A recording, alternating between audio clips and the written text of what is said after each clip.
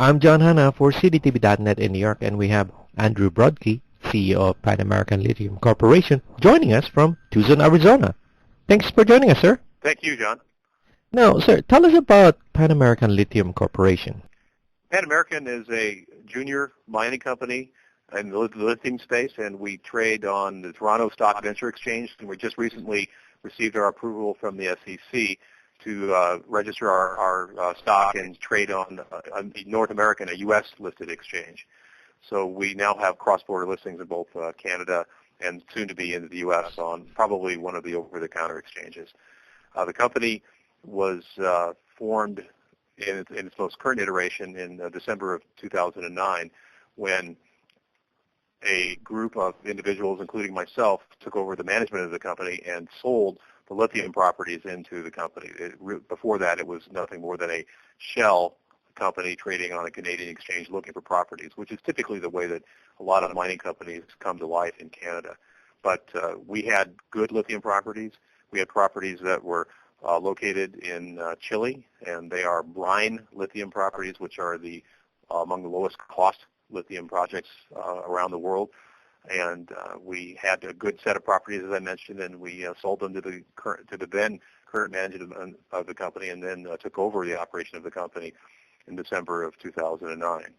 So today, what you have is a publicly traded company with very prospective, very good-looking lithium projects in Chile. We have what are known as salar projects. Those are dry lake projects with one actual surface lake that contains lithium.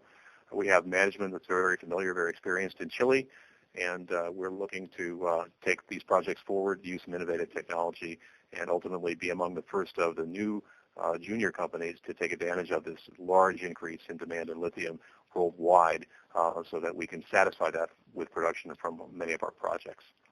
Let's get a little bit of the definition of what is lithium. Where can people see lithium? Is that being used on a day-to-day by regular folks? Sure.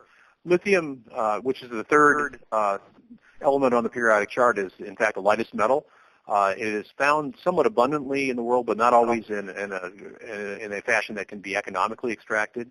But we have projects that we think are very, very good for lithium. And you find lithium in various forms in the world. Lithium is found in hard rock, typical mining projects, where you must either, usually on the surface basis, come in with big mining equipment and extract the ore and process it and ultimately bring it into the form of a lithium compound that's usable in the market today. Those are fairly high-cost projects because it's typical hard rock mining. You also find lithium in muds and clays, and still a lot of processing involved, and those are generally among the higher-cost projects.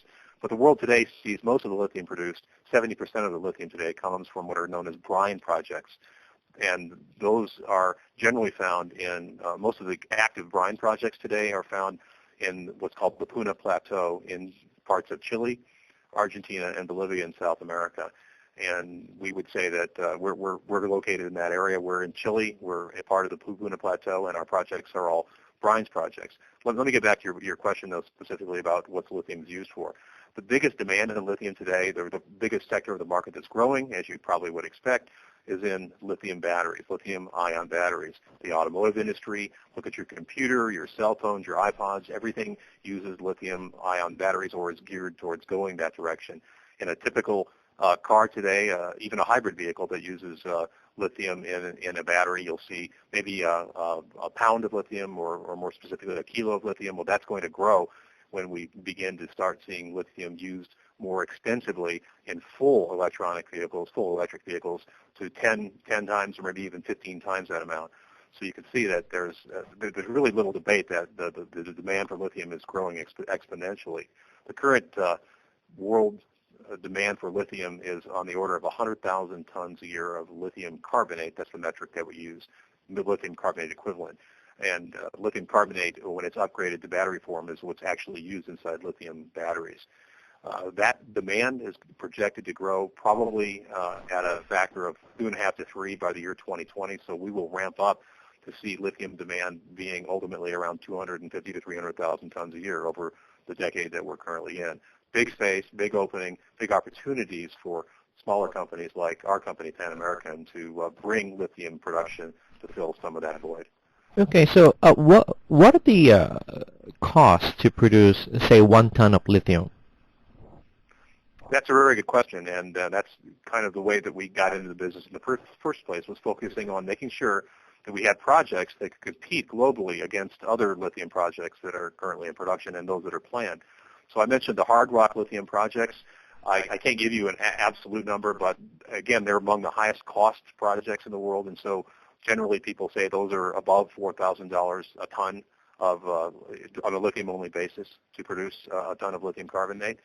The mud projects are somewhere between $3,000 and $4,000 a ton. They may be better. I don't know exactly, but clearly the lowest cost projects globally are lithium brine projects, making lithium carbonate from brines. And it's pretty simple to understand it because you really don't do that much mining. You simply pump solutions from the ground and you process those solutions.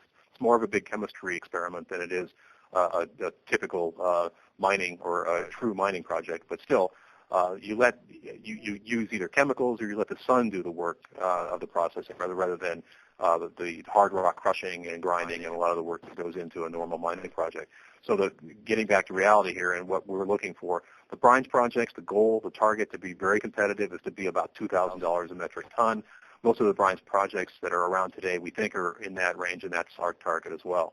So it's $2,000 for a brines project and a lot more when you're considering a mud project or a hard rock lithium project.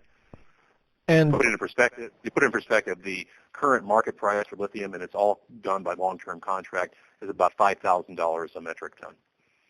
okay, so that was my next question. Is like, you have the cost padded down to a science now with an average pricing out there, and then the actual cost to sell the what people are purchasing lithium per ton for.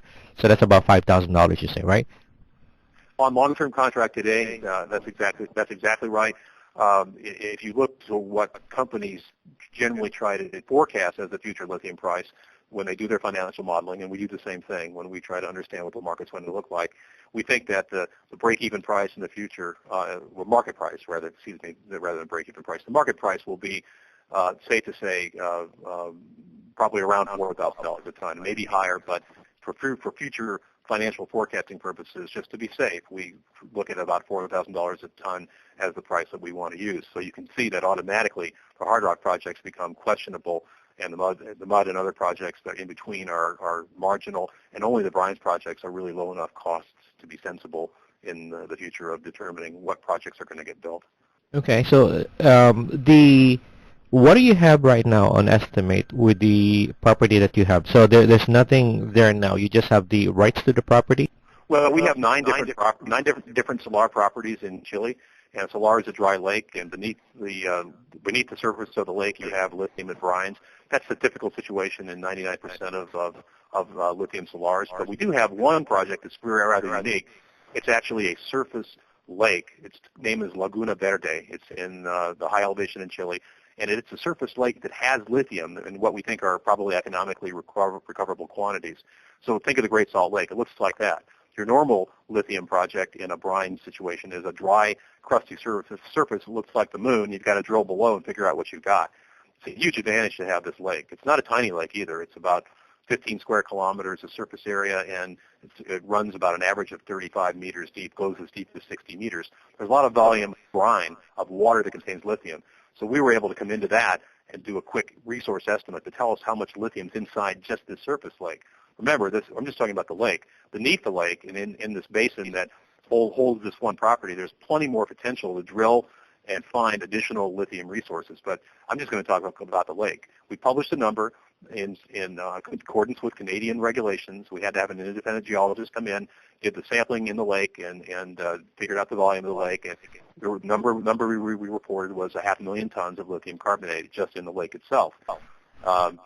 You can see that's equivalent to 5 years of a world supply just from this one lake. If ultimately we were able to prove it up and build a facility there, but that's not our goal because you can't come in at a huge amount in this industry. Everybody among the small companies that's vying for position today has to recognize that the largest producer, remember there's only 100,000 tons being made today, the largest producer in the world only makes about 45,000 tons of lithium carbonate, so you can't immediately capture the whole market. They already have existing contractual relationships. You can't come in at a number that really throws everybody else off. So our thought is that a realistic number to get into the industry would be 10 or 15 or maybe 20,000 tons a year of lithium carbonate. That would make our lake, just in this one lake alone out of 9 properties, make our lake 25 to 50 years worth of production given that rate if that's what we ultimately ended up at.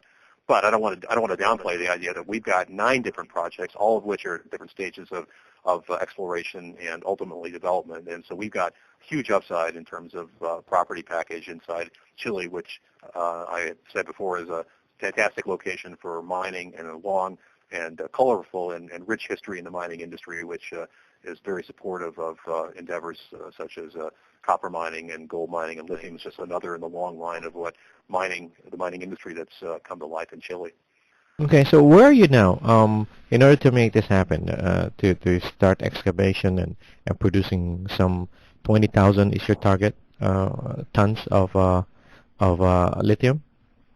What do you need, like financial, that kind of stuff? What's the overall projection for now until the end of the year? We're raising money currently, as are a lot of our lithium industry competitors, the small companies like Pan American, with a goal towards actually applying the money in a very discreet way. First, at the lead project, the lake project I mentioned called Laguna Verde, we're going to commence a scoping study that will identify the optimal processes to actually take our brines and recover lithium from them. This is no different than anybody else has to do at their projects because irrespective of the grade of lithium and the grade of the other metals that are in the brines, of course the brines contain potassium, calcium, sodium, and the other what we call the light metal suite.